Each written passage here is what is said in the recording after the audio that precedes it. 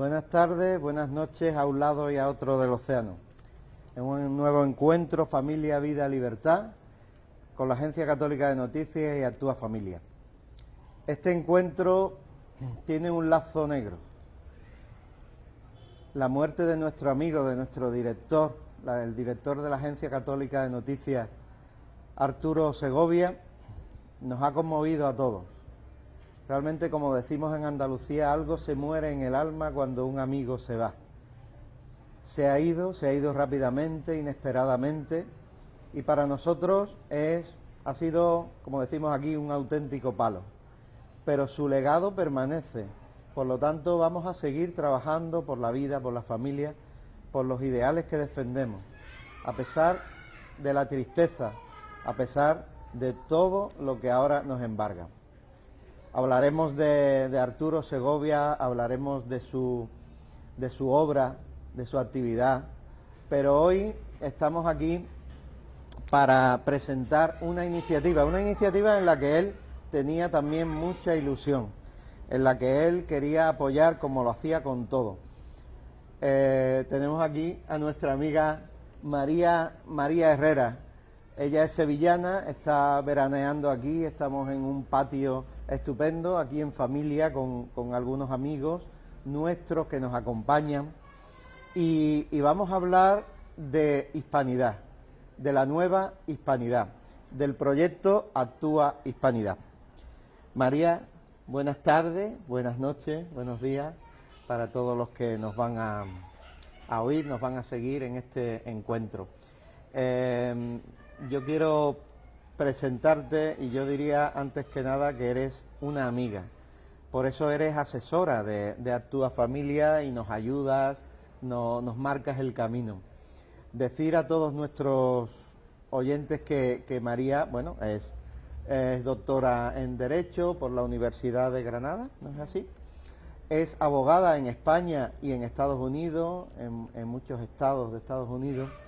Y es también una gran comunicadora. Muchos de vosotros la conoceréis porque está con muchos vivos en estado de alarma, televisión en España, y bueno, en muchas plataformas de comunicadores a un lado y a otro del océano. Yo admiro su capacidad de trabajo, de incidencia, de análisis, y bueno, simplemente hoy te tenemos aquí. Y háblanos de lo que tú quieras. Yo quisiera empezar, para que nuestros oyentes se pongan en situación. ¿Cómo ves tú la situación ahora mismo mundial, la situación o continental, ¿no? Más bien desde la atalaya en la que tú puedes hablarnos, como es tu despacho de abogada de inmigración allí en Miami. ¿Cómo ves tú los valores? ¿Cómo se están viviendo? ¿Cuál es la situación de Estados Unidos? ¿Cuál es la situación de Hispanoamérica? ¿Cuál es la situación a este lado del Atlántico? ¿Qué nos quieres decir? Bueno, en primer lugar, darte las gracias, Pedro, por organizar este encuentro de Familia, Vida y Libertad. Finalmente nos conocemos. Y desde aquí, bueno, mi más sentido pésame a la familia de Arturo. La verdad que ha sido una gran pérdida, una persona que nos ha ayudado tanto en los encuentros que hemos hecho, también organizado alrededor para proteger y defender la hispanidad. Hemos hecho como 4 encuentros en los que hemos invitado a hermanos venezolanos, a cubanos, peruanos, en fin, a todos aquellos que están siendo perseguidos, ¿no?, en sus países por defender esos valores de los que hoy vamos a hablar. Y daros las gracias a vosotros por asistir. La verdad que regresar a España siempre es para mí un orgullo, y estar cerca de la madre patria y del país que me vio nacer, y que realmente es el país que siempre uno lleva en su corazón, ¿no? La realidad en Estados Unidos y la realidad en Hispanoamérica es que ahora mismo vivimos unos tiempos muy convulsos, en el que yo creo que es súper importante que lancemos este tipo de proyectos para recordarles al mundo hispano de dónde venimos, qué nos une y los retos a los que nos tenemos que enfrentar.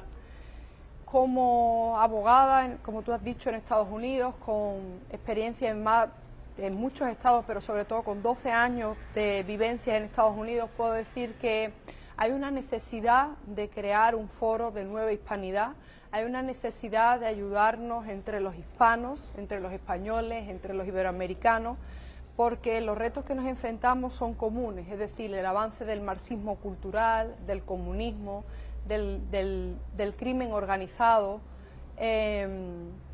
pues es algo que realmente se presenta como retos comunes que nos hacen que tengamos que recordar que de verdad es importante que nos unamos porque, por ejemplo, los puntos comunes que yo creo que deberían conformar la nueva hispanidad, definitivamente defender nuestra historia común. El año pasado, Pedro, tú sabes que nos enfrentamos a los ataques contra el derrumbe de las estatuas de Cristóbal Colón, Fray Junípero Serra, Juan Ponce de León. Ahí nos dimos cuenta que no éramos solo los españoles los que nos sentíamos atacados, sino que peruanos, colombianos, puertorriqueños, venezolanos vinieron a defender el legado español en Estados Unidos. La defensa del español como lengua común, la lucha contra el indigenismo, el feminismo, el globalismo y, por supuesto, digamos que la defensa del cristianismo, ¿no? Yo creo que esos serían los pilares fundamentales. Y nuevos retos que hemos visto en el último año, como por ejemplo la lucha que le han declarado a las fuerzas y cuerpos de seguridad del Estado, a las patrullas fronterizas, etcétera, ¿no? Muy bien, esa ha sido una visión de conjunto estupendo. Yo, antes de meternos en más arena, quería preguntar, ¿quién es María Herrera? ¿Por qué se mete en estos fregados que decimos por aquí? ¿Por qué, pudiendo estar tan tranquila en tu despacho, con tanto trabajo como tienes, en fin, con tu familia, etcétera, por qué te metes en todo esto? ¿Qué hay en ti que te ha hecho dar el paso? Bueno, yo creo que nos encontramos en un momento importantísimo en el que en Estados Unidos concretamente se quiere acabar con el legado español. Hay además un desconocimiento por parte de la sociedad, de la sociedad española, de la sociedad hispanoamericana, de lo que supuso la conquista, el descubrimiento y la conquista de Hispanoamérica. Hay además una intención por acabar con la familia, con el cristianismo a nivel global. Y yo creo que o luchamos y empezamos a despertar conciencias, o vamos a ver que en un abrir y cerrar de ojos vamos a encontrar un país, por ejemplo, como Estados Unidos, o un continente como Hispanoamérica, en el que no vamos a reconocer lo que ha pasado. Están pasando como una locomotora y yo creo que es importantísimo que no importa la persecución que llegue en contra nuestra, tenemos que defender lo nuestro. Cuando uno visita Estados Unidos y visita Florida, visita Texas, Nuevo México, Arizona, California, cuando llega, estás llegando a España. Y esto es difícil de entender para muchos hispanoamericanos y españoles que no han vivido en Estados Unidos. Pero cuando yo llegué la primera vez a Albuquerque, en Nuevo México, uno ve una exposición del Museo del Prado. Cuando llegas a Arizona ves que las principales autopistas están dadas a nombres de españoles. Las principales misiones, presidios, ciudades de Estados Unidos le deben el nombre a los conquistadores españoles, le deben su esencia. No tiene nada que ver la costa oeste con la oeste. California, los franciscanos, San Francisco, San Diego, es España. Y eso hay que decirlo así. Y además, sin pedir perdón, sin pedir permiso, hay que defender nuestro legado. Y además enorgullecernos porque fuimos los primeros que permitimos los matrimonios interraciales, en Florida fueron el primer fuerte en el que hubo hombres negros libres que buscaban cobijo en el Imperio Español. Fuimos los primeros que luchamos con los ejércitos de indígenas para liberar a una parte de la población y nuestro legado están ahí. Lo quieren borrar, quieren hacer un reseteo de la hispanidad, pero sin embargo se han encontrado con algo increíble, que es en las últimas elecciones en México, en las últimas elecciones en Perú, la bandera que ondeaba en las calles de Lima, la bandera que ondea en México es la bandera de San Andrés, las aspas de Borgoña, la bandera del Imperio Español, y eso es algo que están reivindicando los peruanos, los venezolanos, los colombianos, que no quieren seguir aceptando que España es el origen del mar, que no quieren seguir perpetuando la leyenda negra porque se dan cuenta que al final lo que hizo España fue la hermandad entre los pueblos, fue el catolicismo, llevó, digamos, el origen de los derechos humanos se le debe a España. Y eso es un legado al que no quieren renunciar millones de hispanoamericanos, y como españoles no solo no podemos agachar la cabeza, sino que tenemos que seguir defendiendo y enorgulleciéndonos de nuestro legado. Así es. Bueno, yo te quería preguntar, ya entrando en qué es a qué llamamos esa nueva hispanidad. Yo sé que a ti te gusta decirle simplemente hispanidad, porque la hispanidad es la misma, no hay una nueva y una antigua. En fin, le llamamos nueva, digamos, por resucitar y revivir esos valores, ¿no? ¿En qué consiste esos valores concretos? ¿En qué está basado, por ejemplo, esa historia común, el idioma común? ¿Qué te parece más importante? Has hablado de los derechos humanos. Hay derechos humanos básicos que nosotros defendemos en Actúa Familia, como es la defensa de la vida, desde el nacimiento hasta la muerte natural, la defensa de la familia natural, el que no haya esos ataques a la familia que hoy en día... Para ti, ¿cómo defines esa, la nueva hispanidad? ¿Qué aspecto más importante consideras tú?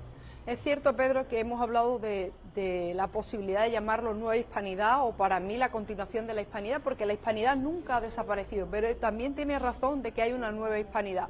Son esos miles de jóvenes que se niegan a aceptar esos, digamos, esos postulados que imprimen desde las organizaciones multinacionales, desde las Naciones Unidas, desde los grandes organismos, que quieren que renunciemos a esos derechos básicos, el derecho a la vida, el derecho a la familia, a las fronteras seguras, en fin. Pero yo creo que para mí defender la nueva hispanidad, hay rostros concretos, caras concretas de esta nueva hispanidad. Por ejemplo, hablemos de Vanessa Vallejo, una colombiana sentada en Washington, D.C. Amiga nuestra también, que ha participado en algún encuentro.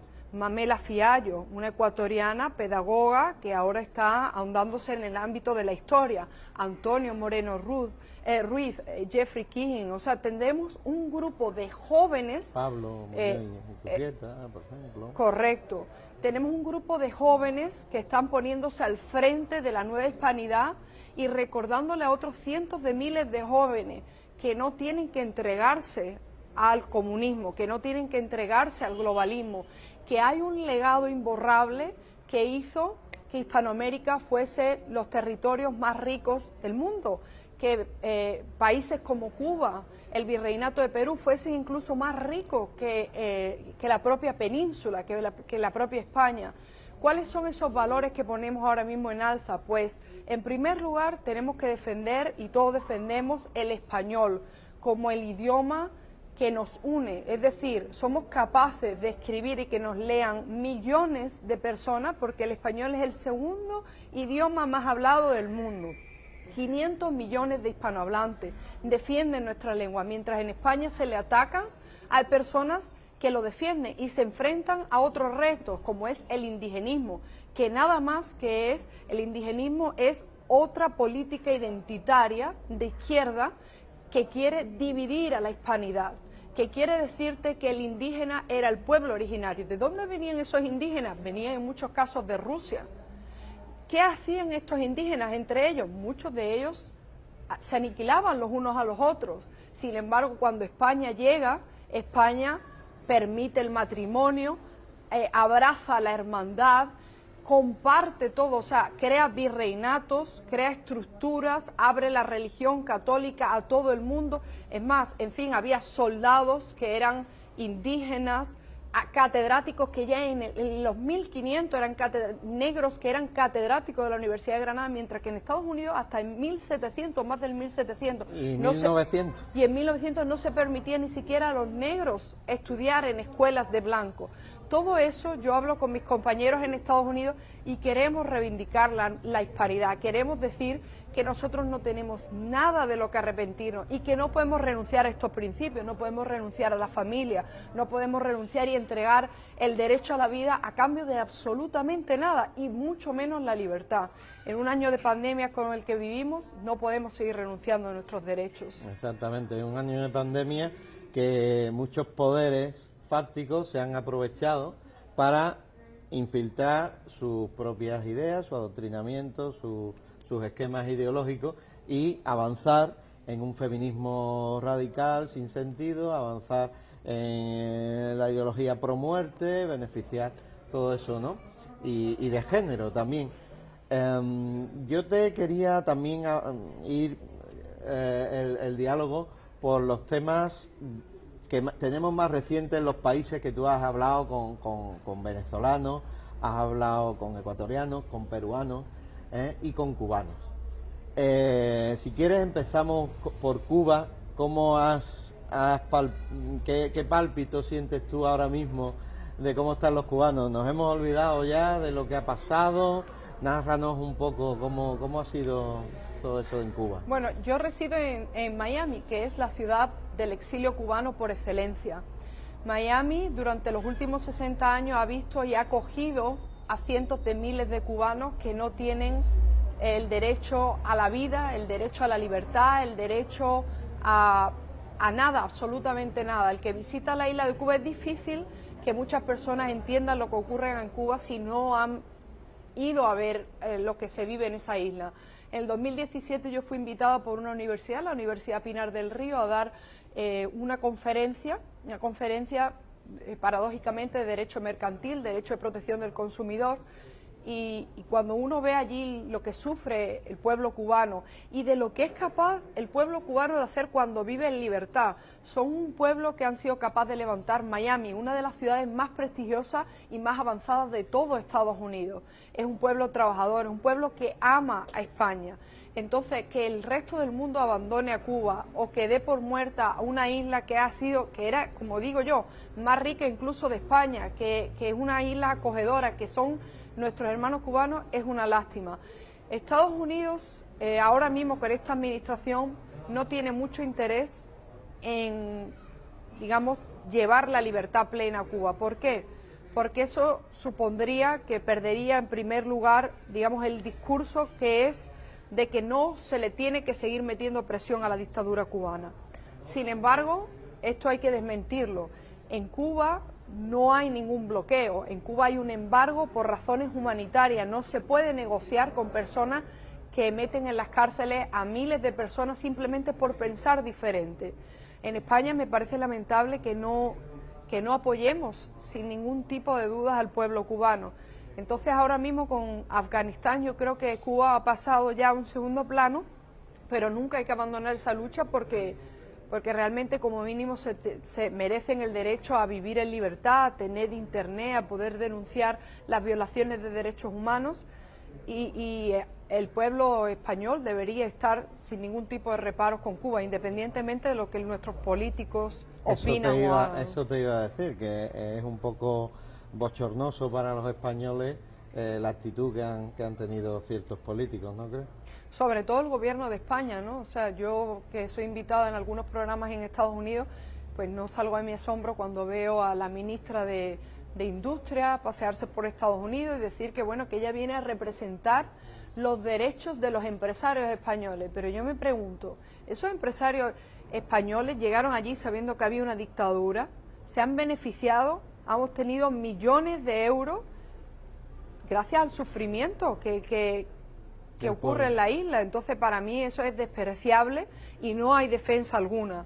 O sea, en estos momentos hay que apoyar incondicionalmente al pueblo cubano y no puede ser que España se caiga de la lista de países que denuncian a la dictadura cubana. Es una dictadura y no hay nada más que decir, es una tiranía y hay que denunciarla.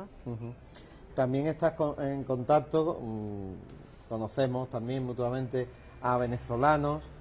Para nosotros ha sido sangrante lo que ha pasado al pueblo de Venezuela y también Perú. Bueno, coméntanos unas pinceladas de cada uno de estos dos países. Venezuela estuvo en el ojo del huracán y fue muy apoyada, muy respaldada por la anterior administración de Donald Trump. De hecho, se reconocía a Juan Guaidó como presidente legítimo de Venezuela. El problema es la corrupción. En Venezuela la oposición ha recibido millones de dólares para, en primer lugar, llevar la ayuda humanitaria al pueblo venezolano. Ese dinero se ha perdido en gran parte. Lo que vimos en Cúcuta, en la frontera entre Venezuela y Colombia, fue algo que nadie entiende. Solo puedes entender que la oposición pactó con el régimen usurpador y pactó con ciertos operadores que le dijeron que tenía que bajar el volumen, que no podían seguir permitiendo que el pueblo de Venezuela se levantase, y vemos un pueblo desnutrido, un pueblo además en el que impera la violencia, y por desgracia Venezuela no ha pasado a un segundo plano, ha pasado al último plano de nuevo. Los diálogos que se están manteniendo en México son nefastos, o sea, llaman por la cuarta ronda de negociaciones entre el régimen usurpador de Nicolás Maduro y la falsa oposición, porque hay que llamarla como es. O sea, no se puede negociar con tiranos, la única solución es pedir cuándo y cómo van a salir del poder. Mientras haya miles de personas torturadas, mientras los jóvenes se les dispare por ir a manifestaciones en las calles. Yo soy abogada de inmigración y defiendo a muchísimos venezolanos que vienen diciéndote cómo las fuerzas y cuerpos de seguridad van a matarlos a las universidades. Creo que abusaron de la buena confianza de la administración de Donald Trump, creo que infiltraron a la administración de Donald Trump, creo que los interlocutores que eligieron fueron nefastos, personas que lo único que querían es beneficiarse del dinero que Estados Unidos enviaba a la oposición, y eso es algo que yo denuncio porque creo que en Estados Unidos si algo falta es mucho más hispanos en puestos clave. Nadie entiende Hispanoamérica como los propios hispanos. Tú no puedes, y además un sistema de control del dinero público. Acabamos de entregar 4.000 millones de dólares a Centroamérica para controlar la corrupción, las mafias, las maras, y seguimos recibiendo 210.000 inmigrantes mensuales en la frontera entre Estados Unidos. Es un descontrol absoluto. Y creo que Estados Unidos no entiende realmente cuál es el problema de Hispanoamérica, y tampoco pues parece ser que haya un acuerdo bipartidista para controlar y rebajar las violaciones de derechos humanos y derechos civiles que se producen en la región. Y Perú, por supuesto, Pedro, ha sido por desgracia la última pérdida de un dique de contención. Perú ha sido...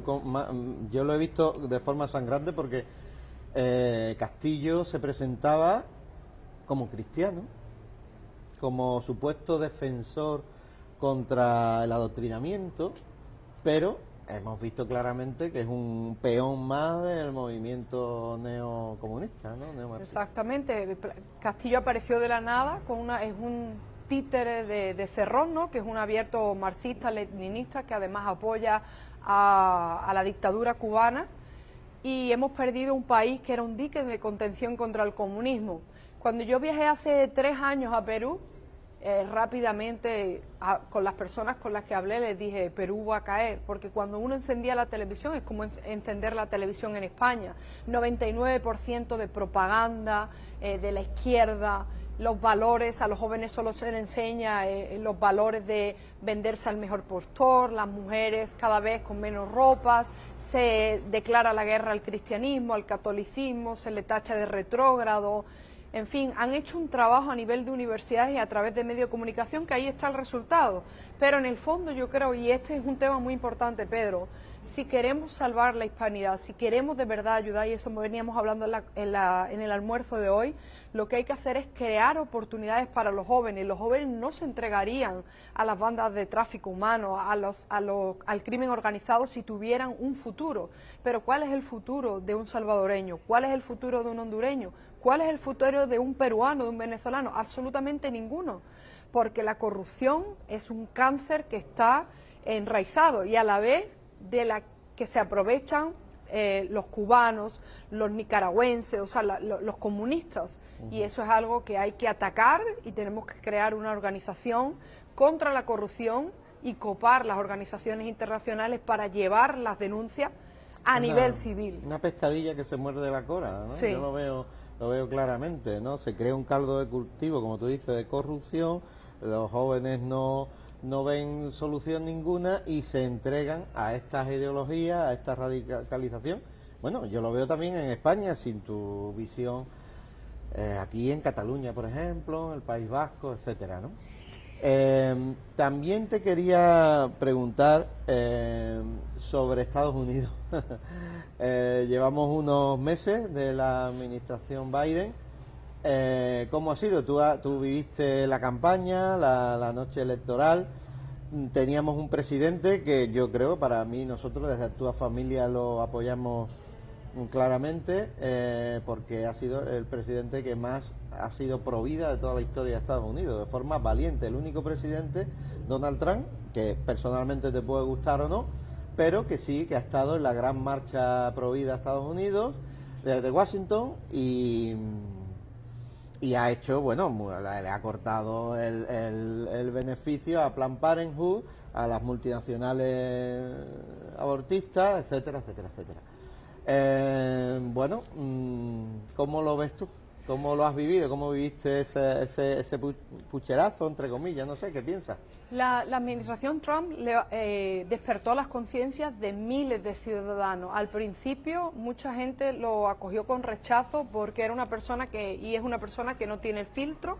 Lo que él ve lo dice, lo denuncia, lo que a él le informa lo saca a la luz, y eso es algo que no le gusta a lo que le llaman allí el establishment, que es decir, los políticos de carrera que llevan 20 y 30 años en Washington, las personas que viven de los chiringuitos, que allí también se viven de los chiringuitos. Pero por desgracia estamos ante la peor administración, yo creo que junto con un par de ellas, de los Estados Unidos. Es un presidente de Estados Unidos ahora mismo carece de liderazgo. Es una persona que además ya tiene un estado evidente, es una persona que no puede concatenar varias frases, que no sabe dónde está, que no lo dejan, le cortan el micrófono cuando es el turno de preguntas y respuestas, porque no, yo creo que más tarde que pronto será inhabilitado. Pero la situación está... eso es lo que nos preocupa, que claro, sea Kamala la que tenga... que es mucho más radical todavía, ¿no? Sí, Estados Unidos ahora mismo vive unos tiempos de incertidumbre, una administración que ha creado la peor crisis inmigratoria de los últimos 21 años, según los datos solo que ellos dan a la luz, que pueden ser muchísimo peores. Estamos recibiendo más de 200.000 inmigrantes mensuales en la frontera. Han decidido detener el control de entradas por ahí, por esa frontera donde yo trabajo, en los estados fronterizos como México, Nuevo México, Texas y Arizona. Entran muchísimos narcotraficantes, entran terroristas, entran personas que han cometido y que van a reincidir violaciones a menores, son personas que han formado parte del grupo de las maras.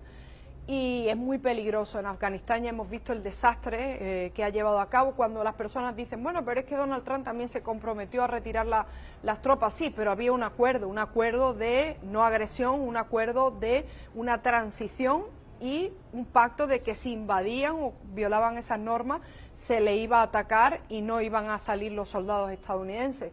Es un hombre además que nos ha llevado, estamos viviendo una de las peores inflaciones de los últimos también 20 años, el coste de la vida de Estados Unidos encarecidísimo, ha detenido la construcción de oleoductos que venían desde Canadá simplemente para permitir luego darle el visto bueno a Putin para que siga construyendo oleoductos. Estados Unidos carece de un líder.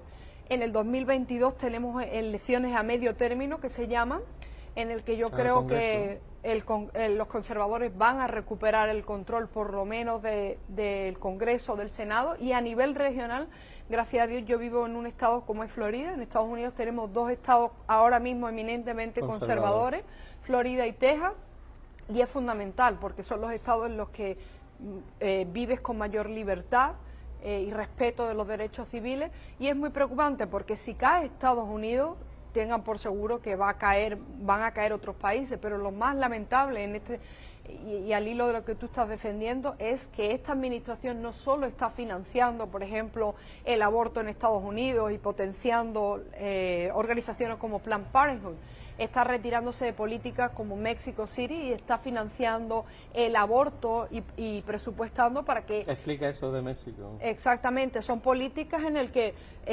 anteriormente había un pacto, sobre todo con Donald Trump, de no financiar el aborto en ningún otro país. Sin embargo, ahora con este presidente se están enviando millones de dólares a países que se oponen al aborto, que defienden el derecho a la vida, como El Salvador, la República Dominicana, Honduras, Guatemala, Colombia. Ellos lo que hacen es que a través del Departamento de Estado, el Ministerio de Asuntos Exteriores y sus embajadores y sus organizaciones, sus ONG, que las montan en estos países, empiezan a dotar presupuestariamente de millones para cambiar todo lo que es la estructura de los países y fomentar el derecho al aborto, las políticas LGTBI, a pesar de que el pueblo mayoritariamente ha votado en contra de esas políticas.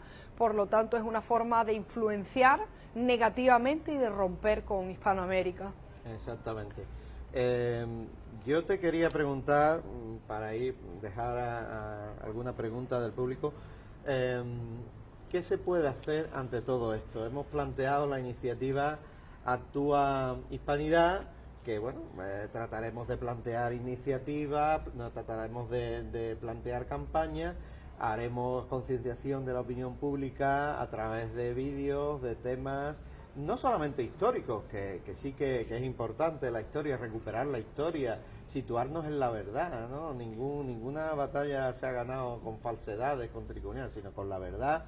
La verdad se impone por sí sola, ¿no? Y tenemos que estar orgullosos de nuestra historia. Yo vengo de Toledo y bueno, y ahí es el corazón de España, ¿no? Yo me he quedado sobrecogido. Yo he visitado la Catedral de Toledo, de verdad, con los pelos de punta, porque que los españoles hayamos hecho cosas tan grandes, ¿no? Era el corazón del imperio, pero no un imperio militar, sino un imperio cultural. Totalmente. Un imperio de valores, algo que comenzó con la fe de nuestros padres, con la fe de los visigodos, con la fe de Pelayo, y después retomó una santa para mí como es Isabel la Católica. O sea que realmente ahí, en el transparente de Toledo, donde está la custodia de Toledo, la custodia de Arce, ¿no? Que se forjó con el primer oro que trajo en su cofre Cristóbal Colón, pues es todo un símbolo, ¿no? Se llevó la fe allí. Y ciertamente, sin caer en ningún piadoserismo ni nada de eso, no sé cómo decirlo, pero sí que es verdad que cuando cae la fe en un pueblo, caen los valores y avanza el aborto, avanza la eutanasia, y lo estamos viendo en España, ¿no? ¿Qué planteas tú para hacer? ¿Cómo podemos actuar? ¿Qué es importante para ti que hagamos? Yo creo que en primer lugar deberíamos de hacer un consejo, ¿no?, de hispanos influyentes, hispanos con capacidad de influir, hispanos que se encuentren en los principales puestos políticos, empresariales, de lobby, de capacidad de realmente cambiar la balanza. Paréntesis, cuando dices hispanos, dices personas con los valores hispánicos, con los valores... Correcto, o sea, exactamente, hispanoamericanos que estén de este lado, que defiendan los valores, primero que defiendan el legado español, porque cuando muchas personas que creen ser conservadores, pero en el primer momento se te quiebran cuando es la defensa de la hispanidad, del legado de España, ya sabes que no están de nuestro lado. En segundo lugar, valores y principios como familia, vida y libertad, pero en tercer lugar son personas que ahora mismo estén dispuestos, valientes, que estén dispuestos a dar la cara. Ya sabemos que hay muchísimas personas que por su compromiso en el trabajo, por la dependencia de un organismo estatal, por el dinero, las donaciones que reciben, no quieren y no pueden dar la cara. Pero hay muchos otros que están dispuestos a dar su vida y a poner el pecho para defender cosas tan importantes como lo que tú acabas de ensalzar, ¿no? Y yo creo que hay que conformar un consejo. En segundo lugar, tenemos que organizar y dar cursos e incluso montar una universidad en Estados Unidos, una universidad hispánica, hispana, para empezar a educar a los futuros líderes. En tercer lugar, tenemos que retomar los medios de comunicación. En Estados Unidos solo hay 2 medios de comunicación, Telemundo y Univisión, con capacidad de influir y están completamente del ala izquierda o extrema izquierda, emitiendo, o sea, juicios de valores contrarios a los que los hispanoamericanos hemos recibido en nuestra casa, pero que eso con el tiempo va calando y hace que, pues que hayamos perdido varias generaciones. Y en última instancia necesitamos más políticos que escuchen lo que está diciendo el pueblo, lo que quiere el pueblo, no lo que a ellos les interesa, no llenarse el bolsillo. Y yo creo que con esos, por lo menos sembrar en esos aspectos. Y en último punto, para mí fundamental, y sobre todo al hilo de la visita que hemos hecho hoy, tenemos que convertirnos en defensores de nuestras fuerzas armadas, fuerzas de seguridad, nuestros ejércitos. Tenemos que devolver la moral a nuestros militares, a nuestras policías, porque están hundidos. Jamás se había visto en Estados Unidos lo que se vio el año pasado. La policía arrodillada, la policía atacada, la policía contra la pared. Y quien dice Estados Unidos, dice España, y tenemos que recuperar el respeto. Si no lo hacemos, como tú dices, desde el punto de vista de, o sea, yendo con la religión por el frente, hay que encontrar otro camino y que la gente vuelva a donde empezó todo, como tú dices, a esa capacidad de evangelizar, de creer los unos con los otros y en ese mestizaje cultural y es lo más importante. Ajá. Bueno, no sé si ya podemos hacer alguna pregunta que yo repetiré para que se oiga bien en la... Bueno, antes que nada, muchísimas gracias a María por su interesantísima exposición, interesantísima que se queda corta en el tiempo. Bueno, muchas cuestiones se me vienen a la cabeza, pero alguna curiosidad en particular. La cuestión de la eutanasia, ¿cómo está regulada a nivel nacional o en cada estado federado, en Estados Unidos? Eso por un lado. O sea, las otras sí hay posibilidades. Sí, no sé si repito yo la pregunta.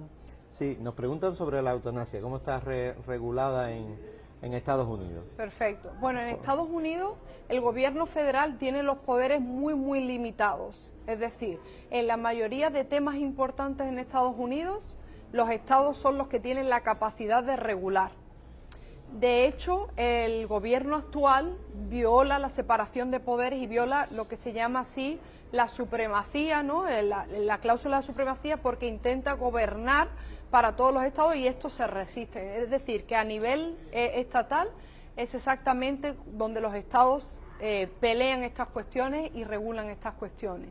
Entonces, cada estado es un mundo. Florida no tiene nada que ver con Alabama, a pesar que sean vecinos, ni Texas con Oklahoma, y hay estados muy liberales y estados que hemos perdido completamente. Por ejemplo, el estado de Nueva York, completamente tomado del lado de la izquierda, de la extrema izquierda, del comunismo, California. Entonces, cuando uno va a mirar cualquier competencia que no sea las fronteras seguras, los impuestos y las relaciones exteriores, y todo lo demás le corresponde a los estados regular. Y si vamos a mirar ejemplos de estados más conservadores ahora mismo que están resistiéndose al tema de la eutanasia, al aborto y a todas estas medidas extremas también en materia de LGTBI, podríamos mirar estados como Oklahoma, Alabama, Ohio, que luchan porque ese tipo de política no pasen. Entonces siempre uno tiene que ir mirando por los estados y a nivel del Congreso y el Senado estatal. Después también en Estados Unidos es muy importante entender también que a nivel judicial, tú que eres también abogado, a diferencia de lo que pasa aquí, que aquí tenemos el Tribunal Supremo que sí sienta sentencia, sienta precedente, pero allí tenemos los distritos federales en los que un juez en Georgia, si hay un distrito federal que es Georgia, Alabama y Florida, lo que diga un juez de distrito federal en Georgia también afecta y es vinculante a Florida. Pues, en definitiva, lo que te quiero venir a decir con esto es que hay un conflicto constante porque el Poder Judicial o el sistema judicial de Estados Unidos a veces incluso avanza mucho más rápido, le pisa el pie al legislativo. Entonces nos podemos llevar sorpresa y hay una constante fricción entre ambos poderes y además, y esto también lo venía hablando con Pedro, es increíble la capacidad de movilizar el ciudadano estadounidense que tiene, porque los congresistas, los senadores se deben completamente al pueblo, entonces el congresista, el senador tiene la obligación de darte una cita, tiene la obligación de asistir a una cita contigo en su despacho, tiene que responder, hay una transparencia absoluta y las organizaciones civiles están muy bien organizadas. Entonces, dependiendo del estado, vas a ver que eso es más posible o menos posible, pero en estados como Texas y estados como Florida son los grandes diques de contención contra las políticas progresistas. Eso último que has dicho es interesante, a ver si nuestro sistema, nuestros partidos políticos van tomando nota y a lo mejor, bueno, una cosa que yo personalmente siempre he defendido, que sea un sistema electivo, directo, ¿no? Que Sí. sea por lo menos una parte más directa, ¿no? De que nosotros elijamos a nuestros representantes y si de un partido me gusta porque defiende los valores, pero el segundo no, pues voto al primero y el segundo lo voto de otro perfil. Exacto, es que Una cosa allí más son directa, listas abiertas, no son listas exactamente, cerradas. listas abiertas, bueno. Pues muy bien, ¿alguna pregunta más? Pablo, adelante.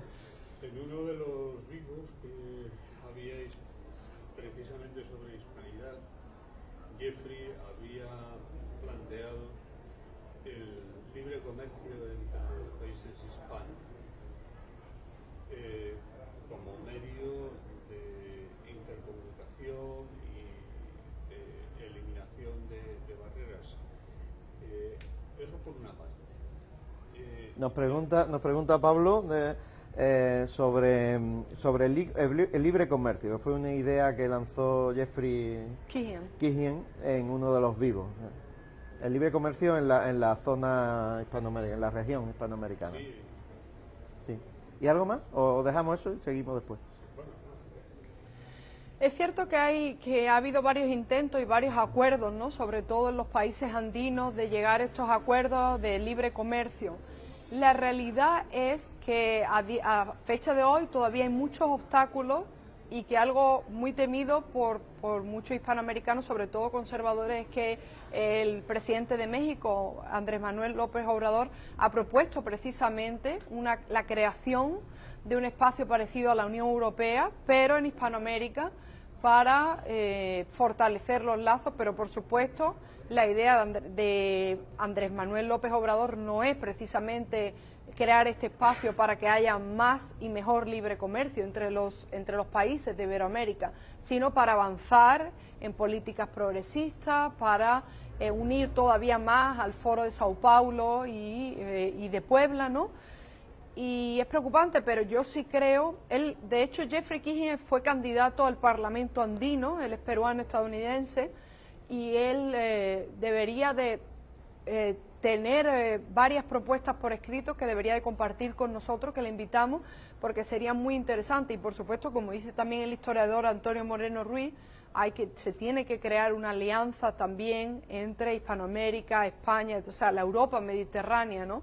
Porque lo que vemos a día de hoy es que los chinos ya son los principales financieros de todo el continente, que están penetrando, que en países como Venezuela, Nicaragua, México, está entrando ya el islamismo, en Perú, y que países como Venezuela están a la venta, y entonces están entrando los iraníes, y que cuando menos nos demos cuenta, pues ahí va a ser un problema también para Estados Unidos, lo cual es lamentable porque Estados Unidos no se ha preocupado, no ha mostrado ningún interés por la región iberoamericana, excepto cuando le está metiendo la presión que le está metiendo China e Irán, y el islamismo está entrando en la región.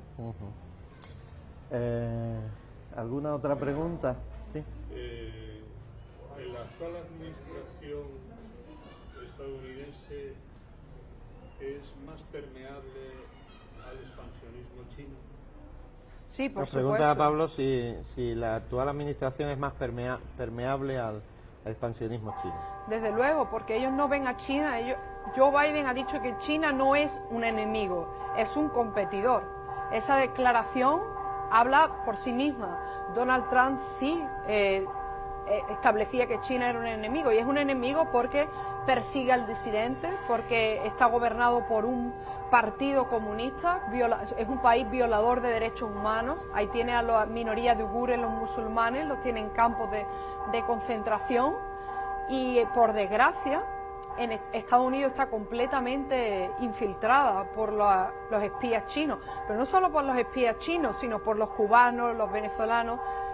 Y en este momento, que es lo que la gente no se da cuenta, las personas piensan que políticas de fronteras abiertas son humanitarias para ayudar a todos aquellos que quieran entrar y vienen huyendo de estos regímenes, pero por esa misma frontera es por donde entran los grandes enemigos de Estados Unidos, por donde entran los chinos, digamos las mafias de tráfico humano, las personas que ejercen el crimen organizado. Hemos visto por esa frontera entrar a yemeníes, a iraníes, a los grandes enemigos de Estados Unidos, y esta administración no tiene ninguna motivación de apoyar de nuevo, y esto es súper importante. Y yo sí creo que hay algo que hay que hacer ya, que es una unión de fuerzas armadas y cuerpos de seguridad, para que nos demos cuenta que si las Fuerzas Armadas, si la policía, si el ejército, estamos completamente vendidos a estos países que quieren acabar con Estados Unidos y con la civilización occidental. Noli tenía una pregunta para María.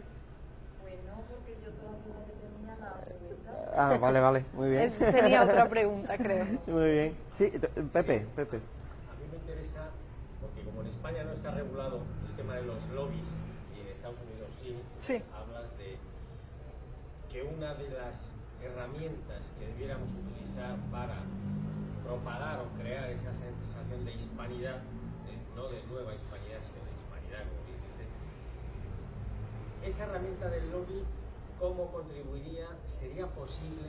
En Estados Unidos aquí no está regulado. ¿Cómo funciona? ¿Cómo se crearía?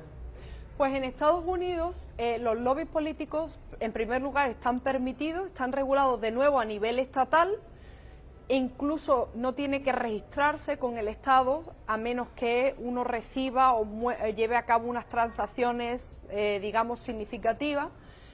El lobby más común y el lobby que además estamos conformando ahora, que me parece muy importante, es a través de organizaciones sin ánimo de lucro, en el que se pueda recibir donaciones de muchos miles de dólares, en el que individuos, candidatos a presidente, senadores, representantes, empresarios puedan donar, y como organizaciones sin ánimo de lucro influir a través de ¿qué? A través de llevar a cabo programas en medios de comunicación influyentes.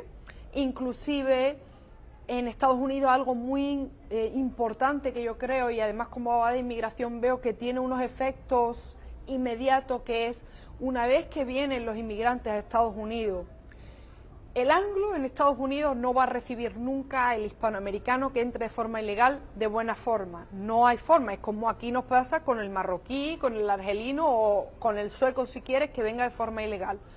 Entonces, cuando el hispanoamericano entra de esa forma, entra de forma ilegal, el Partido Demócrata, la izquierda, quiere legalizarlo rápido porque cree que dándole documentos van a votar por ello. Pero está demostrado, y eso ya lo decía Ronald Reagan, que el hispanoamericano que llega a Estados Unidos por naturaleza es mucho más conservador que el estadounidense, que lleva años en esa progresía, en el liberalismo.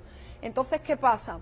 Recibirlos y ayudarlos a través de seminarios y conferencias de conoce tus derechos, emprende en Estados Unidos, regulariza tu situación y en última instancia vota conservador. Entonces eso es un lobby, cuando tú eres capaz, y es el problema, hay una influencer afroamericana, bueno, yo a mí no me gusta ese término, negra estadounidense, porque ellos dicen, imaginaros, que tengo yo he nacido en Estados Unidos, yo no tengo nada que ver, yo no soy afroamericano, ¿no? Y lo dicen, claro, normal, con ese sentido. Hay una negra estadounidense que se llama Candace Owens, que es una conservadora muy joven, muy bella, que ella con Donald Trump pasó de ser una joven de izquierda, y Donald Trump la convenció, y ella se ha convertido en un azote de la izquierda estadounidense, y ella dice, y tiene toda la razón, que ella ahora mismo está despertando las conciencias de muchos negros estadounidenses para que se den cuenta que la izquierda lo único que quiere es colectivizarlos y que seguir esclavizados y seguir tratándolos como una manada de personas y que voten esas políticas que no les llevan a nada. Para que os hagáis una idea, en Estados Unidos se les da muchísimas ayudas a las madres negras solteras, por eso las mujeres nunca se casan para recibir dinero del gobierno, y eso que hace la ausencia del padre en la familia, y eso que conlleva la delincuencia del hijo, de muchos hijos de negros estadounidenses. Entonces ella habla mucho, lleva un año hablando de eso, de dónde están los hispanos conservadores líderes en Estados Unidos. No los hay. Y es cierto, ¿por qué? Porque si una gran parte de los que entran de forma ilegal, indocumentada, tardan 1, 2, 3 generaciones en regularizarse. Y los que están van solo centrándose para llegar a Estados Unidos para sacar provecho al país de los sueños. Entonces, ¿qué pasa? Que yo creo que estamos en un momento clave, y yo lo veo como abogada de inmigración. Yo llevo 10 años haciendo este tipo de seminarios. Voy a las iglesias los sábados y los domingos, en los que hay cristianos, hay católicos, evangélicas, de todas las denominaciones, y en las que están llenas de hispanoamericanos, 500, y yo voy y les doy una charla en inmigración. Conoce tus derechos, no pidas ayuda si no las necesitas, pide que se respeten el derecho de tus hijos, no caigas en la mano de la izquierda. Entonces, cuando el hispanoamericano tú empiezas a hablarle en las iglesias, apoyas a los concejales, apoyas a los políticos y te metes en los medios de comunicación, tú le demuestras al hispano que ha nacido en Estados Unidos, que acaba de llegar, que no tienen por qué vivir en la sombra y que tienen que dar el peso al frente, y que indocumentado o no indocumentado, entró legal o no entró ilegal, no tienes que renunciar a tus principios, no tienes que renunciar a la educación. Y esos lobbies pueden ser la clave para que más de 60 millones de hispanoamericanos de verdad nos cohesionemos, por lo menos un grupo importante, y cambiemos el destino de Estados Unidos. Pro valores. Y cambiando el destino de Estados Unidos también sea una influencia para el mundo entero. Yo quiero terminar el último minutito hablando de algo que es muy importante para todos nosotros, que es la fe. Yo sé que también es importante para ti, para muchos de todos nosotros. Actúa Familia se basa en los principios del humanismo cristiano. Realmente, agarrar, hemos dicho, los países que van perdiendo la fe pierden los valores, ¿no? ¿En qué medida, el último minutito, la fe es importante para esta hispanidad que resucita?